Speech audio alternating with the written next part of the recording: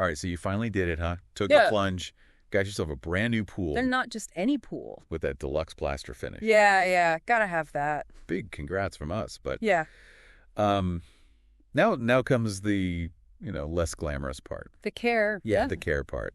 And those first 2 weeks, crucial. Absolutely crucial. You're really going to want to pay attention to this. Yeah, and that's why we're here. Exactly. Today, we are diving into some pretty intense advice straight from, get this, a pool builder's manual. Straight from the source, the horse's mouth, as they say. Yeah, none of that secondhand stuff. Yeah. And what's fascinating to me about this particular source is how much it focuses on you. On you, yeah. Like, once that pool is filled, It's all on you. you are responsible. They're handing you the keys and saying, good luck. It's like getting a brand new car, but you don't even know how to drive. Exactly. And this isn't just any car. This is like, A high-performance sports car there you go. needs that special care, to really get it going. This is not your dad's Oldsmobile. No. You got to baby this thing. And that's what I think is so interesting about this. They really emphasize that personal responsibility. Upgraded plaster. Whole different ballgame. Whole different ballgame. And they even use, I love this, they use an analogy Oh, yeah, I saw that. to really drive that point home. So remember that feeling, you get a cake and it's got that perfectly smooth, beautiful frosting. Oh, yeah. That's your upgraded plaster. Beautiful. But just like that fancy frosting, needs a little extra attention. Can get messed up real quick. Oh, yeah, if you're not careful. This source does not, sugarcoat it at all. No, they don't. They're like, Wow. This is what's up. This is what can go wrong. Especially in those first 2 weeks. Well, those first 2 weeks. After the plaster's applied? Yeah, you are on, High alert. High alert. high alert. So no pressure, right? Right. But let's talk about what we're up against here, okay? Because the source gets very specific about this major threat to your beautiful new plaster, and that is scale. Scale. The nemesis. And apparently this stuff can seemingly pop up overnight Oh, yeah, it's insidious like that. if your water balance is even a little bit off. Even for a day. For a day. They're not kidding around. So this is where I think, for me at least, I start to feel a little intimidated. We're getting into, pool chemistry now. It's true. And this source, they really get into it. The pH, the alkalinity, the calcium hardness.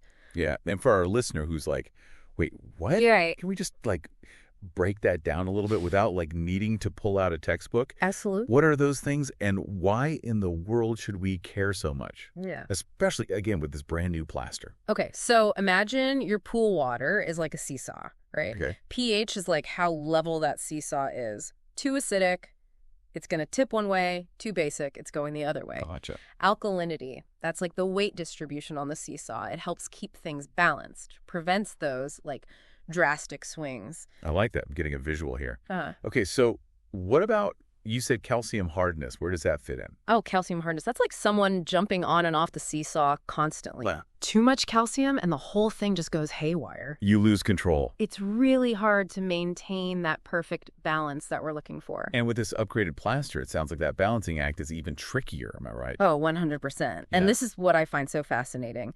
They highlight how the curing process itself that actually affects the water chemistry. So the plaster itself is messing with the chemistry as it settles in. That's kind of wild. It really is, yeah. It's like, I don't know, think of it like the plaster's still baking, but underwater. Okay. And that process can really throw things off. That's why these instructions are so specific. It's not just like general pool care. It's like, Right. Yeah. this is what you got to do for this fancy plaster. Exactly. Yeah. Forget everything you knew. This is a whole nother beast. New beast, exactly. So what's the secret? What do they say we got to do? Well, they get really, really specific about a target pH level. Okay. That might surprise some folks. Hit me with it. What's the magic number? They recommend keeping your pH below 6.8. Below 6.8. Wow. Okay. See, I'm used to hearing, keep it closer to neutral, 7. Yeah, you hear that a lot. So why so strict? Why so low? Especially if other sources are saying otherwise. Well, remember that curing process we were talking about? Yeah. The underwater baking. The baking, exactly. It's even more intense with these upgraded plasters. Oh, really? As it cures, it naturally wants to raise the pH of the water, make it more basic. Oh, interesting. So to counteract that, you got to aim a little lower. Ah, okay. So it's like we're overcompensating to like... You're overcompensating, exactly, to keep that sea salt keep it from going crazy. from going too far in the wrong direction. And that lower pH helps prevent those calcium ions, from glomming onto the surface. They're like little troublemakers, those calcium ions. They're just floating around looking for a place to stick. And we don't want them on our plaster. No, we want them in the water, dissolved. Behave yourselves. Yeah. So, okay, so we've got our pH, but they don't just stop there, right? These instructions are intense. They're really big on the brushing. Oh, yeah. And I don't mean just like a quick once What's over. that? They mean business. This is like twice a day, get in there. Get in there, yeah. Is that really necessary, or is this like pool builder overkill? It's definitely necessary, and I'll tell you why. Think of it this way. You wouldn't just, rinse your dishes and call it a day after dinner. Right. You got to scrub. You got to scrub. You got to get all those little food particles off. So we're saying those calcium ions are like food particles. Exactly. Just clinging on. Clinging on for dear life. And brushing is like scrubbing those calcium ions away before they have a chance to really, settle in and bond with the plaster. So it's like preventative care. It's preventative. You're not just waiting for the problem to appear. You're actively stopping it. Interesting. Okay, so it's not just about looks. It's about actually preventing a bigger problem down the line. Exactly. Got it. But, okay, I got to be honest. This all sounds like a lot, It's a lot to take in. especially for someone who's Yeah. brand new to the whole pool game. Especially in those first couple of weeks, yeah. And that's probably why they recommend pretty heavily to get your water professionally tested. Okay, so have someone double check your work Yeah, just for that extra peace of mind. while you're still learning. Exactly. Okay, so what would you say for our listener who might be, feeling a little overwhelmed by all of this? What's the most important thing to remember about keeping this new plaster pristine? I would say, and this is what I really took away from this source, with this upgraded plaster, you're not just maintaining a pool, you're managing a chemical process, Ooh, which sounds very maybe intimidating. a little bit, yeah. But it's really about understanding that balance and being proactive. Those first 2 weeks, so crucial because you're really setting the stage for years of hopefully enjoyment. It's like laying the foundation, right? Laying the foundation. You put in the work now, you're good to go. Okay, that makes sense. I like that.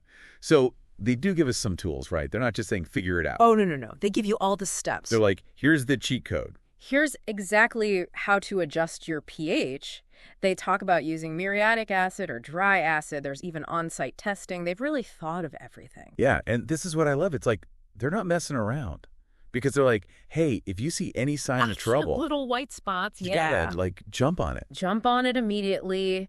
Lower the pH even further. Get out the brush. Go crazy. Don't panic. Don't panic, but don't ignore it. But also, if you need help, call someone. Call in the troops. Yeah, especially early on. There's no shame in that. Right, they make it clear this is serious business. It is serious. But it's okay to ask for help. There's help out there. And that actually brings up another point that they emphasize a lot. Consistency is key. Whether you're doing it yourself Right. or you're hiring a pro, you got to be checking. You got to be adjusting. Those daily checks, non-negotiable if you want that plaster looking pristine. Exactly. It's funny. We're really getting into the nitty gritty of this whole plaster thing. And I'm realizing it's kind of like, getting a new puppy or something. Oh, yeah, I see this. It's not just, oh, look, a pool. It's like, this needs attention. It needs care. It needs training. It needs, nurturing, especially in those early stages. Especially early on, yeah. And that's, I think, what this source does a good job of is, driving home that point that, you got to put in the work, you got to be consistent. Just like with the pet, the more you invest in it, the better it's going to be. Right. And then you get to, enjoy it. Yeah. But, okay, so one thing that's interesting to me, this whole thing has been about these first 2 weeks, right? So first 2 weeks, yeah, they're crucial. So what happens after that? Do we get to, relax a little? Well, that is a good question. And it's actually something that this source, they kind of touch on. Oh, okay. They're like, look, the first 2 weeks are obviously super important. You got to get that plaster off to a good start. But things do start to settle down a bit after that initial curing period. So it's not like I'm married to this, below 6.8 pH. Exactly. It's not forever. I don't have to brush twice a day for the rest of my life. Well, brushing is always good, but Okay. as that plaster cures, it becomes less reactive with the water, so you're not going to see those like crazy fluctuations in pH. So it's less about like constantly correcting and more about just like maintaining at that point. Exactly. You still got to stay on top of it, but it's not as intense. Okay, that's reassuring. So it's like I go to pool school for 2 weeks, Full boot camp. and then I get to like graduate and I can ease up a little bit. There you go. You've learned the ropes. You kind of know what to expect. Okay, all right. And you can start to like read your pool a little bit. Oh, interesting. How does it respond to the weather? How does it respond to how many people are swimming in it? It's like its own little ecosystem. Exactly. And that's the fun part, I think, is like you kind of develop a relationship with your pool. You become like a pool whisperer. I love that. You get to know its quirks. You adjust accordingly. All right, so this has been, I feel like, a journey. We've gone from like, oh my God, chemistry, to like, okay, maybe I can do this. There you go. That's what we want. Confidence. We've got the knowledge. You have the tools. We're ready to keep this plaster pristine. Go forth and conquer those first few weeks and then enjoy it. Those sunny afternoons, those pool parties. Knowing that you've done the work. Exactly. So to all our listeners out there, congratulations on the new pool. Enjoy those refreshing dips and happy swimming.